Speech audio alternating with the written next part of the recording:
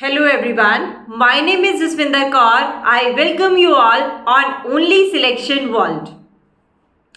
कैसे हैं आप सभी एपीएफसी ईओ एओ के एस्पिरेंट्स की दिल की धड़कनें बढ़ी हुई होंगी क्योंकि आज है संडे और नेक्स्ट संडे को है आप सभी का एग्जाम।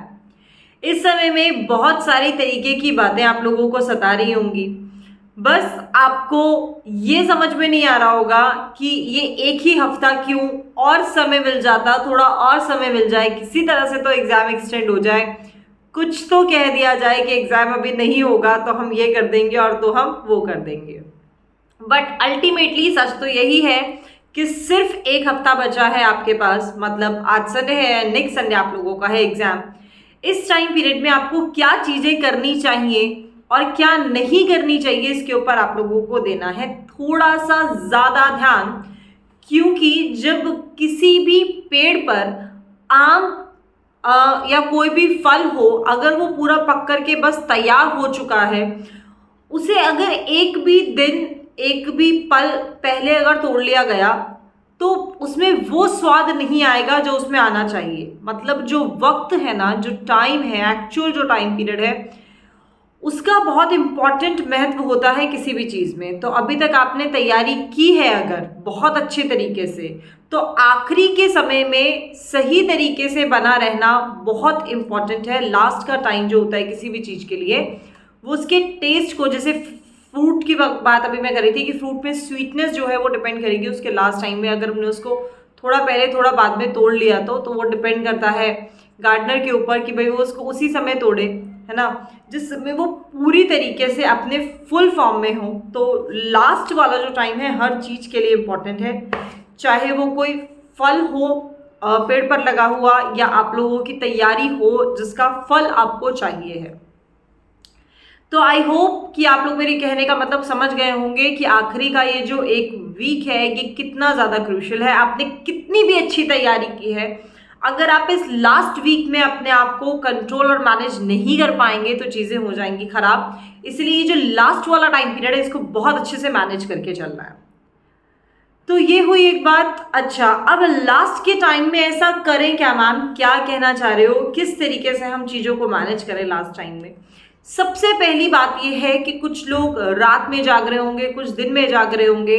जिस भी तरीके के आप प्रिपरेशन करते हैं, जिस भी समय में आप जाग करके प्रिपरेशन करते हैं, वो बहुत अच्छी बात है। बट अभी जो लास्ट का एक वीक है इसमें आपको ये ध्यान रखना है कि जो टाइम ड्यूरेशन है, जिस टाइमिंग पर आपका एग्जाम है, डे टाइम में एग्जाम है ऑब्वियसली, तो जो लोग पूरा दिन सो रहे हैं, रात को बैठ करके पढ़ रहे हैं, थोड़ा सा अपने साइकिल को चेंज कर लीजिए। आपका खाना और सोना आपके एग्जाम के टाइम के बीच में नहीं होना चाहिए। 1 वीक तक जब आप इस एक्टिविटी को परफॉर्म करेंगे तो एग्जाम के डे में आपको प्रॉब्लम नहीं आएगी। तो थोड़ा सा अपना ईटिंग एंड स्लीपिंग साइकिल जो है वो इस तरीके का रखिए कि एग्जाम के टाइम के बीच में आप बहुत ज़्यादा एक्टिव फॉर्म में हो। ठीक है, मतलब कंप्लीटली एक्टिव फॉर्म में रहना है आपको, जिस समय आपको ना नींद आनी चाहिए ना भूख लगनी चाहिए। वो टाइम ड्यूरेशन आपका सिर्फ और सिर्फ फोकस्ड होना चाहिए टुवर्ड्स योर स्टडीज, की जो भी आप पढ़ रहे हैं वो आपके दिमाग में जा रहा है, या आप रिवीजन ही कर रहे हैं या आप प्रैक्टिस ही कर रहे हैं। तो लास्ट का जो 1 वीक है उसमें अपनी साइकिल को सबसे पहले अपने एग्जाम के अकॉर्डिंग सेट कर लीजिए। ये हो गई एक पहली बात। दूसरी बात क्या है कि लास्ट टाइम में आपको बैठना नहीं है कि अब तो हमने सब कुछ कर लिया, क्योंकि आखिरी समय बहुत ज़रूरी है। आखिरी समय में बल्कि आपको और एक्स्ट्रा जो भी आपका पोटेंशियल है उसे लगाना है। अभी टीचर्स भी 4 आवर्स की मैराथन लेने स्टार्ट करेंगे, बाकी लोग भी 4 आवर्स की मैराथन लेने स्टार्ट कर देंगे, है ना। OSW पर जैसे अपनी क्लासेस जो चलती हैं उसमें मैराथन क्लासेस होंगी, सो दैट आपको और एक्स्ट्रा सपोर्ट हम लोग अपनी तरफ से दे पाएँ। और मैंने भी 12 आवर्स की मैराथन कल ही ली है, मतलब आज सुबह ही वो 11 बजे ख़त्म हुई है। तो 12 आवर्स की मैराथन कल रात 11 बजे से, मतलब 24 जून 11 बजे से रात के 25 जून मॉर्निंग 11 o'clock तक लगभग 12 घंटे की मैराथन जो है हमने ली, जिसमें स्टूडेंट्स जुड़े हुए रहे और एक बहुत अच्छा सेशन रहा जिसमें चीज़ें बहुत अच्छे लेवल पर बच्चे रिवाइज कर पाए हैं। तो इसी तरीके का कहने का मतलब ये है कि आप लोग के अंदर ये पोटेंशियल रहना चाहिए कि लास्ट टाइम पर हमें खाली नहीं बैठना है, बल्कि चीज़ों को रिवाइज करना है। ठीक है, समझ रहे हैं बातों को? तो मैराथन हमारी तरफ से हम लोग अपना 100% दे रहे हैं, बस आपको भी अपनी तरफ से अपना 100% देना है, क्योंकि हमारी तरफ से 100% तभी फ्रूटफुल होगा जब आपकी तरफ से भी 100% आएगा। और इसके साथ में मैं आप लोगों को सुनाती हूँ एक छोटी सी स्टोरी। एक लड़का है जो हरियाणा से है और दूसरा लड़का जो है वो दिल्ली से है, और इनकी कुछ स्टोरी में आप लोग समझिएगा कि किस तरीके की चीज़ें होती हैं और इसको रिलेट करने की कोशिश करिएगा।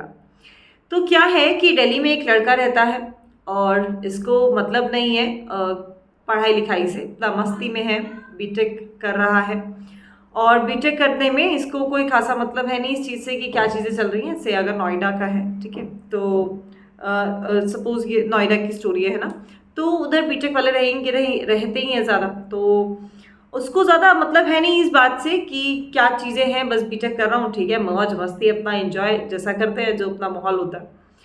तो एकदम से उसको पता चलता है कि जब वो अपने घर आया है रहने के लिए, और उसने देखा कि यूपीएससी करके कुछ प्रिपरेशन कोई कर रहा है, और उसने पूछा किसी लड़के से कि भाई तुम क्या कर रहे हो, उनके यहाँ पर कोई रहने के लिए आया हुआ है, तो बताता है कि यूपीएससी की मैं तैयारी कर रहा हूँ। तो यूपीएससी की वो लड़का तैयारी कर रहा है जो कि उनके यहाँ रहने आया, मतलब रेंट पर रहने के लिए आया है। तो उन्होंने बोला कि यूपीएससी की तैयारी करके तुम करोगे क्या, क्यों तुम दिन भर पढ़ते रहते हो, क्या तुम्हें इससे फ़ायदा मिलने वाला है? तो उसने बताया कि भाई इससे बहुत सारे फ़ायदे हैं, इससे ये चीज़ें होने वाली हैं, ऐसे ऐसे होता है यूपीएससी का एग्ज़ाम, और इस तरीके की चीज़ें यहाँ से निकलती हैं। तो उसको देखने से ये समझ में आता है कि अच्छा, तो ये ऐसी चीज़ है। और अभी मैं लास्ट सेम में हुई, मतलब लास्ट एक डेढ़ साल मेरे पास बचा हुआ है, तो मैं ऐसा करता हूँ कि बीटेक तो चल ही रही है, इसके साथ साथ में अपनी तैयारी भी स्टार्ट कर देता हूँ, और वो वैसा ही करता है।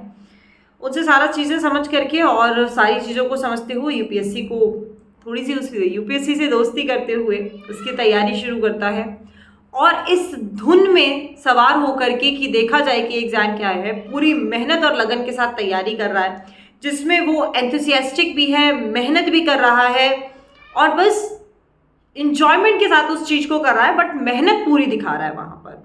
तो जिसमें सारी चीज़ें पॉजिटिव ही पॉजिटिव हैं कि स्टैमिना भी है, एंथुसियाज्म भी है, ज़ील भी है कुछ करने की, और उसके साथ साथ में पॉजिटिव वाइब्स के साथ चीज़ों को कर रहा है बिना किसी स्ट्रेस और बर्डन के। और जब रिजल्ट आता है तो वो बच्चा सिलेक्ट हो जाता है अल्टीमेटली, जिससे खुद का कुछ पता ही नहीं था कि यूपीएससी होता है क्या है, वो बच्चा हो जाता है सिलेक्ट।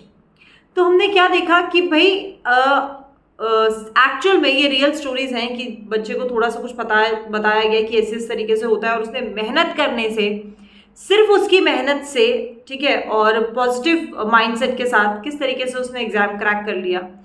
वहीं जो दूसरा यूपीएससी का गाना गा रहा था, या इसी स्टोरी में अगर हम हरियाणा वाली बात को लिंक करें, तो हरियाणा का एक लड़का है जो गाना गा रहा है कि मैं यूपीएससी कर रहा हूँ, यूपीएससी कर रहा हूँ करके।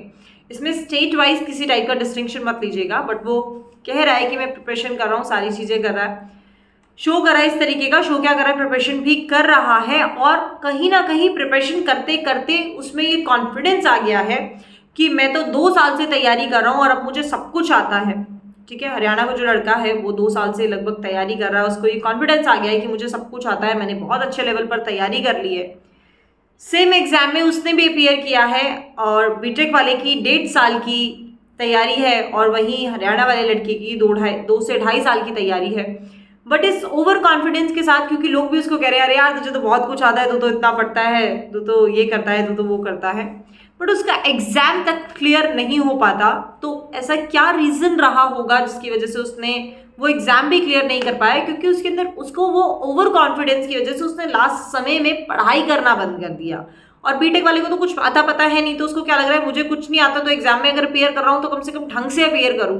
तो ढंग से अपियर करने के चक्कर में वो एक्स्ट्रा एफर्ट्स लगाता रह गया, और हरियाणा वाला जो 2 साल 2.5 साल से बच्चा तैयारी कर रहा था, वो बस इस ओवर कॉन्फिडेंस में कि मेरे को तो सब कुछ आता है, सब कहते हैं तुम तो रैंक सिक्योर करने वाले हो, लास्ट टाइम पे अपनी प्रिपरेशन में थोड़ी ढील दे देता है, उसे लगता है मैंने सब कुछ पढ़ लिया है, बहुत पढ़ लिया है, मुझे सब कुछ आ गया है, और लास्ट के समय में ढील देने से, लास्ट के कुछ समय में उसने चीज़ों को ईजी ले लिया, जिसकी वजह से उसका नाम भी लिस्ट में नहीं आ पाया, वो एग्ज़ाम भी क्लियर नहीं कर पाया। तो यही बातें होती हैं। लास्ट मिनट का जो होता है वाकई बहुत इंपॉर्टेंट रोल होता है। इस लास्ट मिनट को आपने बेहतरीन बनाना है, अच्छे तरीके से यूज़ करना है, पॉजिटिव माइंडसेट के साथ चलना है, कॉन्फिडेंट रहना है, ओवर कॉन्फिडेंट नहीं होना, वरना वही सिचुएशन होगी कि 2 से 2.5 साल की तैयारी भी डंप हो जाएगी।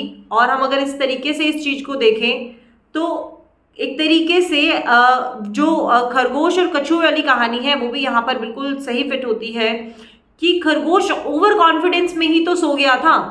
तो ओवर कॉन्फिडेंस में खरगोश बनकर सो करके जीती हुई बाजी को हारना चाहते हो, या कछुए की तरह जिसको ये पता है कि भाई लगे रहना है, लगे रहना है, पता नहीं कोई और खरगोश बैठा हुआ जीत ना जाए। एक कछुए की चाल चलते हुए भी अगर आप आखिरी दम तक चल रहे हो, क्योंकि कछुआ आखिरी दम तक चला इसलिए जीत गया, आखिरी दम तक अगर आप चल रहे हो तो जीत आपकी होगी। वहीं अगर आप सो गए खरगोश की तरह बेफिक्र होकर के तो चीज़ें हो जाएंगी गड़बड़। इसलिए बेफिक्र खरगोश बनने से बेहतर है लगातार चलने वाला कछुआ बनना। तो आई होप कि आप लोग लास्ट टाइम के लिए प्रिपेयर्ड होंगे, चीज़ें अच्छे से कर रहे होंगे। हम लोग अपनी तरफ से मैराथन्स लेंगे और आप लोग जिस भी तरीके से कहेंगे उस तरीके से आपको सपोर्ट करेंगे। ऑन टाइम आप लोग का सारा सिलेबस कंप्लीट कर दिया गया है। जितना एक्सपेक्टेड था स्टूडेंट्स के द्वारा, उनको लग रहा था कि ये नहीं होगा वो नहीं होगा, वो सब कुछ आपको प्रोवाइड किया गया है। बाकी की आगे की जो भी चीज़ें बची हुई हैं या कुछ भी जो लास्ट मिनट की चीज़ें हैं वो भी आपको for sure only selection world provide करेगा। हम लोग आपके साथ बिल्कुल एंड टाइम तक रहेंगे, बशर्ते आपको अपनी तरफ से लगातार चलने वाला कछुआ ही बनना है, रुकना नहीं है। ठीक है, बस अपने एंथुसियाज्म को कहीं पर टूटने नहीं देना है किसी भी तरीके से। हर तरीके से पॉजिटिव रहो, चीज़ों को बेहतर तरीके से करते रहो, रिवीजन करो अपनी। मैंने जो आपको बताया स्लीपिंग एंड ईटिंग साइकिल के ऊपर ज़रूर ध्यान देना, ताकि आप लोगों को उस एग्ज़ाम के डे पर वो एक दिन सब कुछ डिसाइड करेगा। वो एक दिन सिर्फ आपका होना चाहिए और लास्ट टाइम में उस दिन को अपना बनाने के लिए जी जान लगा दो। एंड आई नो कि आप लोग ये ज़रूर करोगे, क्योंकि ये लास्ट का टाइम आपको या तो पका हुआ फल बना करके एक मीठा फल देने वाला है, और या तो फिर थोड़ी सी गलती से ये कच्चा रह गया तो इसमें वो मिठास नहीं आ पाएगी जो आनी चाहिए थी।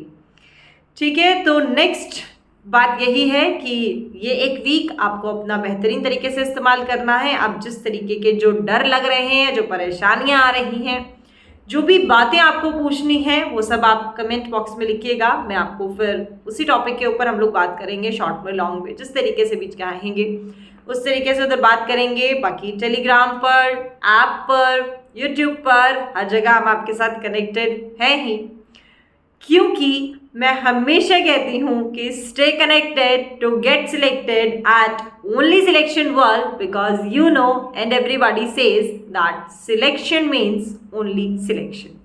Good luck, thank you so much. मिलते हैं बहुत जल्द नेक्स्ट वीडियो में, तब तक अपनी प्रिपरेशन रखिए बहुत अच्छी।